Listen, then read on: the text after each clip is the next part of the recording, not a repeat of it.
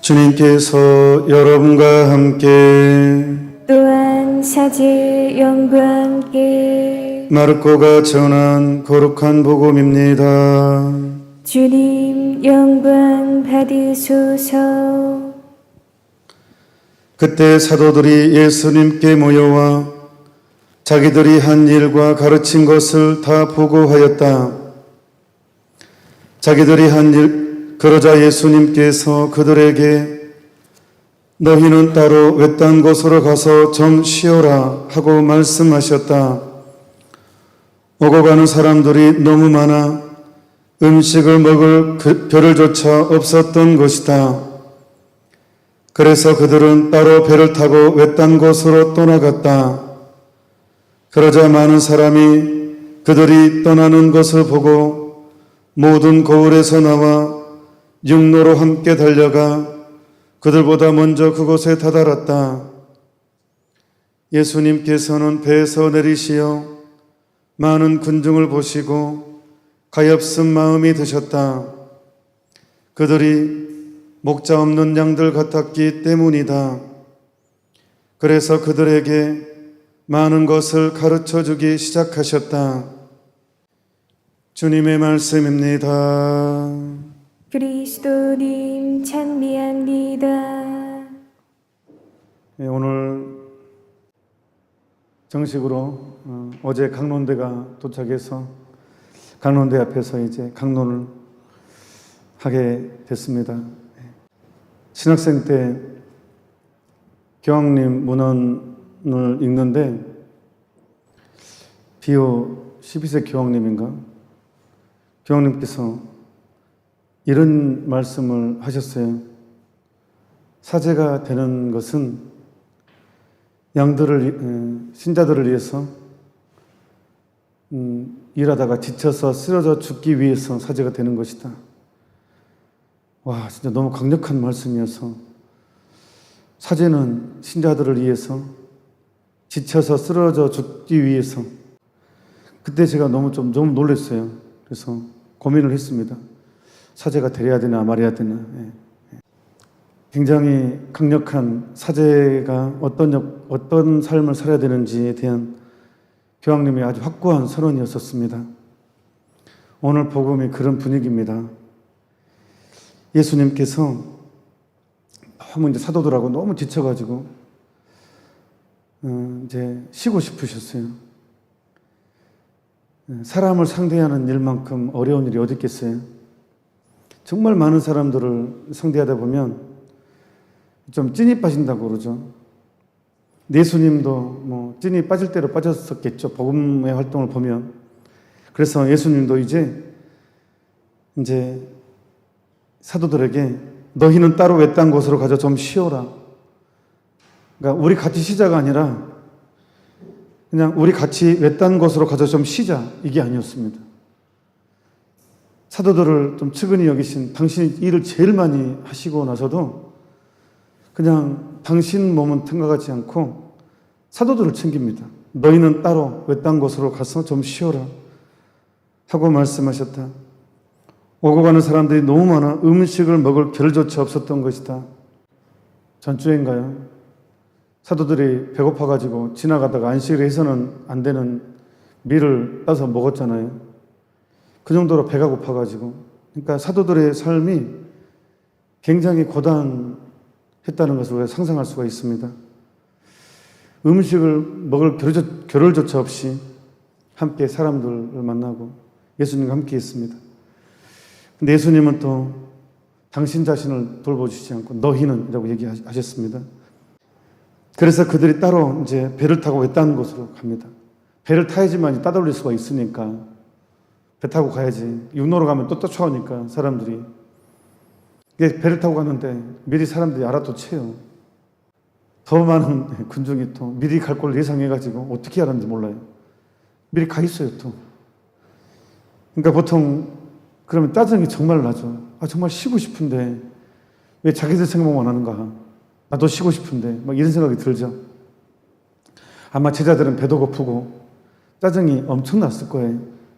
근데 예수님은 짜증을 안 내세요. 이 차이가 뭘까? 우리 같으면 짜증이 많이 나거든요. 근데 예수님은 짜증을 안 내요. 그게 이제 사랑의 힘이고 영혼 구원에 대한 의지죠. 영혼에 대한 구원 의지가 아주 강력하면, 그래서 예수님께서는 배에서 내리시어 많은 군중을 보시고 짜증을 내셨다가 아니라 가엾은 마음이 드셨다. 더 중요한 거 그 다음. 그들이 목자 없는 양들 같았기 때문이다. 좀 일독서도 사실 그 내용 나오거든요. 일독서도 오늘 이 목자들에 대한 이야기예요. 불행하여라. 내 목장의 양떼를 파멸시키고 흩어버린 목자들. 그것도 오늘 예수님께서는 군중을 보시고 가엾은 마음이 드셨고 그들이 목자 없는 양들 같았기 때문이다. 일단 죄송합니다. 저도 신부니까. 그래서 오늘 강론을 예수님의 측은지심과 이렇게 많은 사람들을 만나고도 예수님께서 끝까지 그 피곤함에도 불구하고 이렇게 이 군중들을 다시 또 이렇게 만나고 가르치고 에너지가, 사실은 뭐 제자들이 밥을 못 먹었는데 예수님도 밥을 먹었겠어요? 예수님도 당연히 굶주렸죠. 그럼에도 불구하고 잠깐 기다리시오. 밥 좀 먹고 합시다. 이게 아니라 바로 또 그 배고픔에도 불구하고 그 사람들을 위해서 많은 것을 가르쳐 주기 시작합니다. 물론 제자들은 예수님이 지금 밥도 못 먹고 강론하고 있는 제자들도 밥을 먹었겠어요? 또 같이 쫄쫄 굶고 다시 또 같이 옆에 있었겠죠. 지금 상황은 그러니까 진정한 목자가 어떤 목자인지를 당신이 참 목자라는 것을, 그리고 목자는 어떻게 살아야 되는지에 대한 확실한 모습이죠. 그래서 제가 돌아봤어요. 내 강론, 이제까지 정말 수많은 강론을 이렇게 해왔는데 가장 중요한 내용이 뭘까?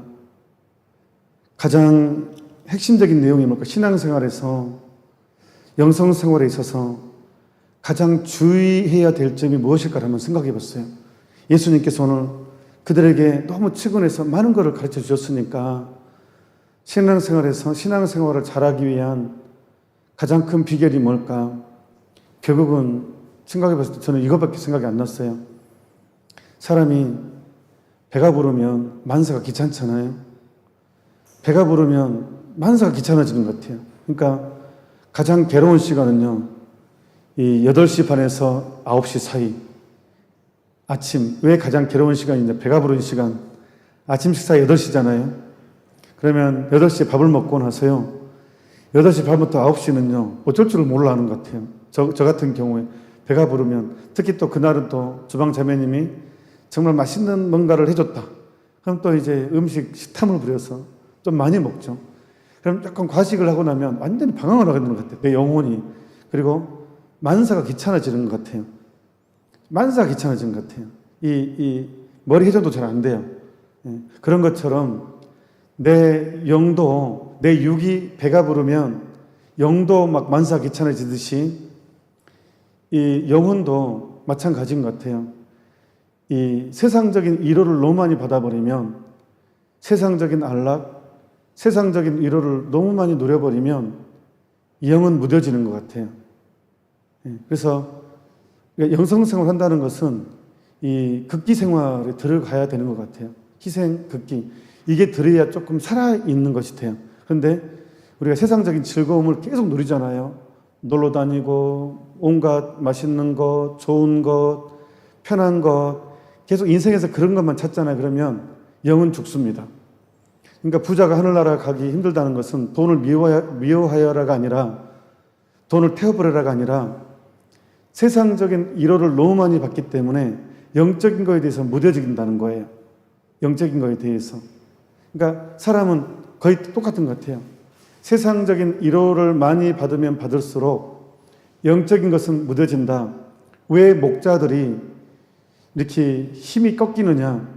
왜 바리사이파 사람들이 처음에 그렇게 열심히 했다가 예수님을 죽이려고 달렸더냐 하면, 아마 그때 당시도 이렇게 누리는 게 너무 많았지 않았을까? 이렇게 이 바리사이파 사람들이 종교 지도자로서 이 경제적인 안락과 이 사회적인 지위가 상당히 이 안정된 것을 모든 사람들로부터 칭찬과 경제적인 안정을 넘어서 상당히 부유했을 것이다. 세상적인 위로를 상당히 많이 누렸을 것 같습니다. 제가 안 봐도. 그러니까 예수님을 못 알아볼 수밖에 없는 것 같아요. 예수님께서 가난한 사람들은 너희는 행복하다 라고 하는 것은 물론 경제적인 가난뿐만 아니라 정신적인 가난 말씀하신 건데, 이게 세상적인 위로를 많이 안 받은 것이 가난한 것 같아요. 그래서 있어도 안 누리는 것도 있고 없어서 못 누리는 것도 있고, 어쨌든 세상적인 위로를 많이 누리지 못하는 사람일수록 영적인 것에 껴있는 것 같아요. 그러니까 우리가 내 인생은 정말 복도 없다라고 생각하는 사람이 많거든요. 나는 왜 이렇게 학벌도 변변치 않고 집안도 변변치 않고 내 인생이 정말 나는 남들은 저렇게 참 돈도 많고 놀러도 많이 다니고 좋은 음식도 많이 먹고 다니고 좋은 차에 좋은 집에 정말 인생을 즐기는데 나는 참 복도 없다라고 하는 사람이 있는데, 그건 신앙이 없는 경우를 뜻하는 것이고, 정말 신앙적인 차원에서는 눈물로 씨 뿌리던 사람들이 기쁨으로 곡식단 거두리이다가 시편의 말씀이죠. 그래서 우리가 하느님을 누리겠다, 내가 신앙생활을 하겠다는 것은 결국은 뭐를 채우는 것이 아니라 뭐를 비워가는 과정일 수밖에 없다. 그러니까 가지치기를 내가 얼마만큼 해내느냐, 그것은 목자든 양들이든 그건 모든 사람한테 해당되는 겁니다. 모든 사람한테 내가 예수님이라는 분을 품으려면, 내 가슴에 품으려면 내가 얼마나 세상적인 위로를 끊으려고 노력을 해야 되는가. 왜냐하면 아까도 방금 말했듯이 학교에서 아이들이 이제 학교를 파하면 이제 문방구에서 저 어릴 때 보면 문방구에서 되게 이제 불량식품들이 많이 있었죠. 막 색소도 많이 치고, 옛날에는 뭐 방부제라든가 뭐 그런 기준이 별로 없었잖아요. 몸 해로운 거에 식품에 대한 기준이 없었죠. 밀가루도 뭐 방부제도 많고, 또 튀김, 그때는 핫도그 있었는데 핫도그는 그나마 좋은 식품이었죠.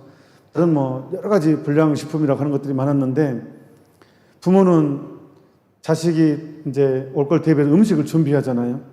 부모가 준비한 음식과 업자가 준비한 음식은 하늘과 땅 차이죠. 장사꾼, 그리고 이제 더군다나 문방구에서 파는 그런 음식들은, 그래서 우리는 불량식품이라고 얘기를 하잖아요. 근데 그걸로 배를 채워버리면 정작 내 부모가 나를 위해서 마련해 준 음식은 못 먹잖아요. 배가 불러서 안 먹은다 하잖아요. 그런 경우가 생긴다는 거예요. 영적에서도 세상적인 위로를 많이 누리면 누릴수록 하느님께서 주시는 영적인 은혜를 못 거부를 하게 된다는 거예요. 신앙생활을 하려는 사람에게 있어서는 세상적인 위로에 대한 집착을 걷어내는 작업이 얼마나 중요한지 모르겠어요. 그러니까 이제 저 같은 경우는 개인적으로, 그래서 저한테는 행운이, 사실 뭐 지금도 유혹도 많고 힘들지만 보자신부 때 되게 충격했던 것 같아요. 이제 신부가 되잖아요. 신학생에서. 그러면 그 서품식 때 땅바닥에 엎드리면서 눈물 나죠. 그리고 사제 서품식 때 사제가 땅바닥에 완전히 엎드리는 것은 비천한 삶을 선택하겠습니다. 당신 땅에 머리를, 이마를 대는 거거든요. 저는 완전하게 낮은 자로서 비천한 삶을 선택합니다라는 선언이거든요. 완전한 겸손의 삶을 살겠다는 거에 엎드린 거거든요. 부복하는 거거든요. 완전히. 그래서 되게 겸손한 상태가 되죠. 서품식 때. 그리고 이제 천미사로 다니면 정말 많은 사람들이 기도해주고 축하해주고 할 때 정말 기분이 좋고 감사하죠. 근데 문제는 거기서 발생하는 것이 아니라 본방에 갔을 때 일단 사제관이 되게 좋습니다. 지금 대한민국 사제들이 사는 사제관은 안 그런 뭐 시골도 있지만 일반적으로 되게 사제관이 좋습니다. 그리고 냉장고도 좋습니다. 큽니다. 그리고 기본적으로 맥주, 소주, 양주 채워집니다. 저 같은 경우 그렇다는 것이 다 그렇다는 것이 아니라 인기 많은 저는 채워졌습니다. 죄송합니다. 또 헛소리해서. 그러면 이게 매 순간 냉장고에 맥주, 소주, 신학생 때 생각 못했던 것들이 냉장고에 채워지고, 스마트 TV 달아져 있고, 리모컨만 키면 정말로 화려한 것들 TV에 정말로 화려한 것들이 펼쳐져 있어요. 어마어마한 유혹이거든요. 그 다음에 삼시세끼 정말 사제관에서 딱 때가 되면 딱 가기만 하면 식탁에 딱 차려져 있고 숟가락만 들기만 하면 됩니다. 예, 이 생활 한 6개월 하잖아요. 이렇게 안정되고 안락한 생활 6개월 하잖아요. 그러면 이제 처음에는 반찬이 왜 이렇게 많지? 황송했어요. 근데요, 사람이 길들어지는 존재거든요. 딱 이제 6개월 지나면요, 이제 외식도 많이 하거든요. 밥을 많이 사주기 때문에 외식을 많이 하고요. 하다 보면 이제 사전에서 밥을 먹잖아요. 어느 순간 처음에는 그렇게 황송하게 먹던 밥이 6개월 지나잖아요. 그러면 속으로 짜증이 나요. 아니, 주방 자매님이 반찬을 왜 이렇게 신경을 안 쓰시나. 속으로 이런 투정을 할 때가 있어요. 근데 그게 잘 몰라요. 내가 변하고 있다는 걸 진짜 몰라요. 아, 내가 변해가고 있다는 걸 진짜 몰라요. 그리고 이제 신자들은 새 신부고 신부된 지 얼마 안 됐기 때문에 나는 너무너무 잘해주거든요. 내가 성격이 개팍하든 개팍하지 않든 하여튼 내 성격이 못나도요, 신자들은 나한테 완전 잘해줍니다. 그러니까 그런 대우를 받고 살다 보면요, 내 약점이 그렇게 크게 느껴지지 않습니다. 사람들로부터 완전히 최상급의 대우를 받다 보면 내 약점, 내 단점은 크게 문제가 안 돼요. 왜? 나한테 너무 잘해주거든요. 누가 나한테 야단치는 사람 없거든요, 이제. 내 단점이 이거에도 야단치는 사람 없이 나한테 그럼에도 불구하고 완전 잘해주거든요. 그러면 나는 완전 무결한 사람처럼 생각돼요. 단점이 많은 사람에도 불구하고 모든 사람이 나한테 잘해주고 최상의 대접을 해주기 때문에 나는 되게 괜찮은 사람이라는 착각을 하게 돼요. 이게 비극입니다. 그리고 이제 아무래도 이제 밥을 사준 사람들하고 대화를 많이 하게 되고, 아무래도 이제 나 밥 사준 사람이 고맙고, 나를 밥 사준 사람하고 대화를 많이 하게 되고, 대화를 많이 하다 보면 그 사람을 공감하게 되고, 아무래도 이제 밥 안 사준 사람보다는 밥 사준 사람의 공감을 할 수밖에 없어요. 대화를 많이 하니까 그 사람하고. 그러면 가난한 사람들을 섬기겠습니다라는 것은 그냥 내 결심이고, 실제 내 삶은 상당히 누리는 삶을 살게 되면 당연히 짜증납니다, 이게. 그래서 하느님을 위해서 섬기겠다고 이 길을 왔지만 결국은 나를 섬기고 있는 이 비극이, 근데 잘 몰라요. 하느님을 섬기겠다고 사는 삶을 선택해 놓고 결국은 하느님을 섬기는 것이 아니라 나를 섬기고 있는데 잘 몰라요. 진짜 몰라요. 이것은 언제 깨닫냐 그러면 나한테 큰 병이 와서 완전히 거의 죽음에 이르는 경지를 한번 온다던가, 엄청난 어떤 모욕을 당한다던가, 하여튼 어떤 뭔가 이게 특별한 은총이 아니면 깨닫는 건 쉽지 않은 것 같아요. 그래서 하느님을 섬기기보다 이제 완전 나를 섬기는 삶을 살게 되죠. 물론 저는 모르겠어요. 저는 하느님만이 아시겠죠. 제가 지금 누구를 섬기고 있는지, 내가 하느님을 섬기고 있는지, 예수님을 섬기고 있는지, 지금 예수님의 이름을 빙자해서 나를 섬기고 있는지는 저는 모르죠. 하느님만이 아시죠. 근데 그럼에도 불구하고 저는 이제 개인적으로 행운이다. 이것은 내 인생에 좀 행운이다. 그럼에도 불구하고 정신 못 차리면 더 큰 불행이죠. 매를 더 많이 맞겠죠. 근데 저는 개인적으로 행운이다라고 생각했던 삶이, 저는 보좌신부 때 설옥도였어요. 설옥도에서 보좌신부 했던 것이 저한테는 굉장한 행운이었어요. 왜냐하면 인간의 고통을 그래도 간접적으로 체험할 수 있는 가장 확실한 장소였기 때문에, 설옥도가. 그리고 또 그 어르신들 좀 많이 돌아가셨는데, 그때 당시 제가 정말로 존경하는 어르신이 계셨어요. 그래서 저는 그분하고 대화할 때는요, 저는 사제였고 그분은 평신도잖아요. 근데 어르신 70이 넘으시면 전 진짜 저절로 무릎이 꿇어졌다니까요. 아이고 어르신 하면서 그 정도로 아우라가 있는 분이 계셨어요. 근데 그분은 그럴 수밖에 없었던 게, 정말로 수도자보다 더 수도자로 살았고, 구도자, 독수자, 완전히 그분은 성인, 저는 그냥 그분을 보면 이분은 성인이시다. 그냥 성인을 바라보는 느낌 그대로였어요. 그렇게 사셨어요. 물론 이제 제가 떠난 이후에 돌아가셨는데, 뭐 그분은 장례미사도 갔어요. 그분은 돌아가실 때 완전 멋지게 돌아가셨어요. 죽음을 아시고 가장 지인을 불러서 음악을 자기가 가장 좋아하는 노래를 들으면서 딱 숨이, 기타 이제 아들 같으신 분이 오셔가지고 임종 때 다 이제 그 노래 불러달라고, 동백 무슨 노래였는데 그 노래 들으시면서 임종하신, 아주 멋지게 사신, 근데 그분이 정말 고생이란 고생은 어마어마하게 하신 분이죠.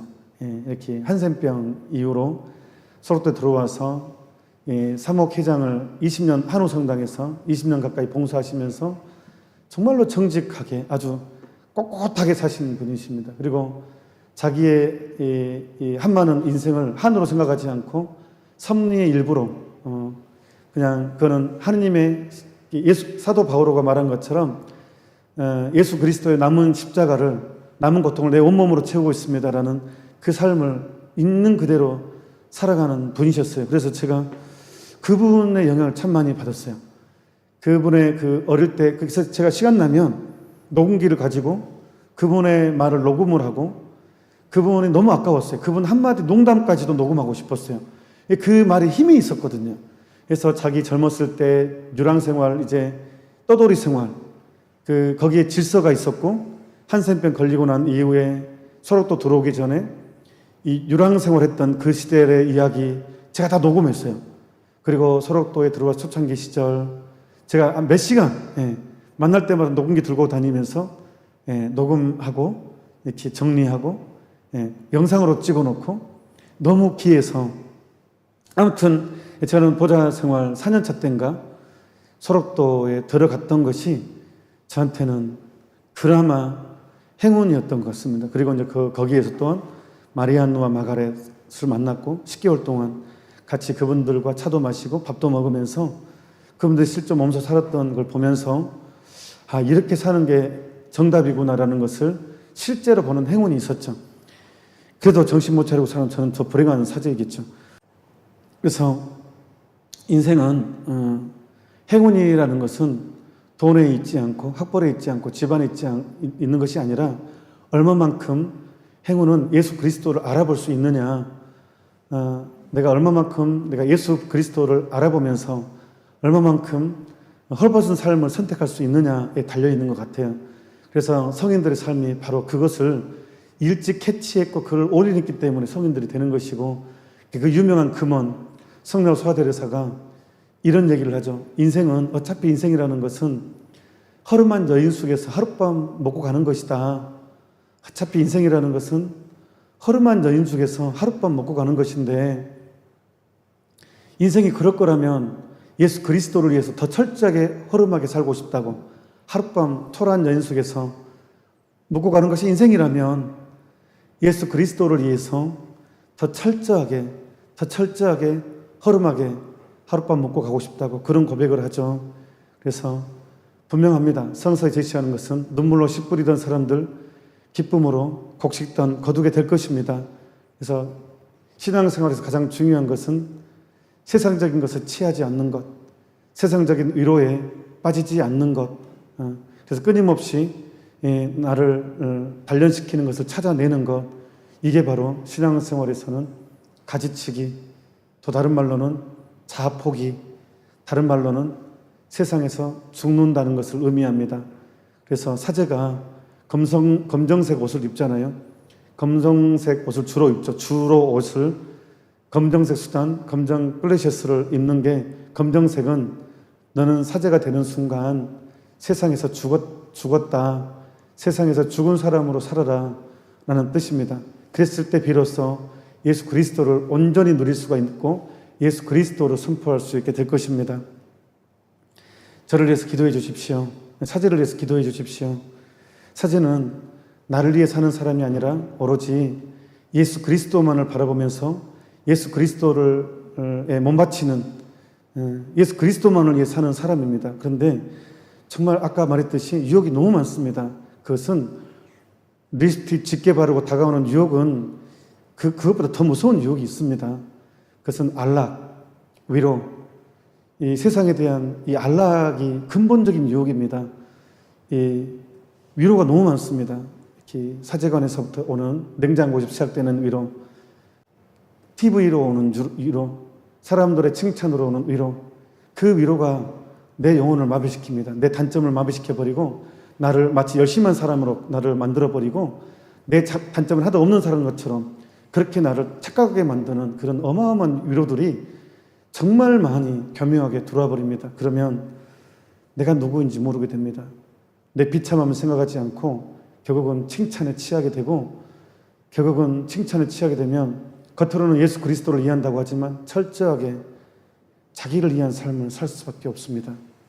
너무너무 무서운 삶입니다. 그래서 요한 비안네 신부님은 신부가 되고 나서 가슴을 치면서 울었대요. 사제가 이런 것인 줄 알았다면 사제가 절대 안 됐을 거라고. 솔직히 저는 그것을 100%는 아니지만 그 말은 공감은 하고 싶습니다. 너무너무 책임감이 무겁고 정말 중요한 직책입니다. 내 말 한마디에 정말 많은 영혼들이 추락할 수도 있고 많은 영혼들이 올라올 수도 있고, 신자들은 사제의 말과 행동으로 자신의 행동을 합리화하거든요. 목자의 말과 행동으로 자신의 행동을 합리화해버리거든요. 그리고 나중에 죽어서 그 핑계 댈 준비를 하거든요. 나는 당신이 뽑아세운 사제 말을 들었을 뿐이다. 그걸로 자신의 죄를 합리화하거든요. 그래서 무섭습니다. 그래서 신부는 절대 혼자 안 갑니다. 지옥을 가더라도 수천 명을 데려가고 천국을 가더라도 수천 명을 데려갑니다. 오늘 예수님께서는 너무나 측은해서 목자 없는 양들을 갖다서 그 배고픔에도 불구하고 참고 있는 힘을 다해서 많은 사람들을 가르치십니다. 저도 이런 소리를 들으면 안 되는데, 목자 없는 피약골에 와보니 목자 없는 양들이 너무 많다. 이런 소리를 들으면 완전히 망하는 건데, 기도해 주십시오. 제가 참으로 내 자신을 위해 살지 않고 예수 그리스도를 위해서 살 수 있도록 기도 계속해 주시면 고맙겠습니다. 그래도 여러분의 기도 덕분으로 이렇게 좀 회개를 위해서 계속 좀 걸어가려고 노력하고 있지 않는가 생각됩니다.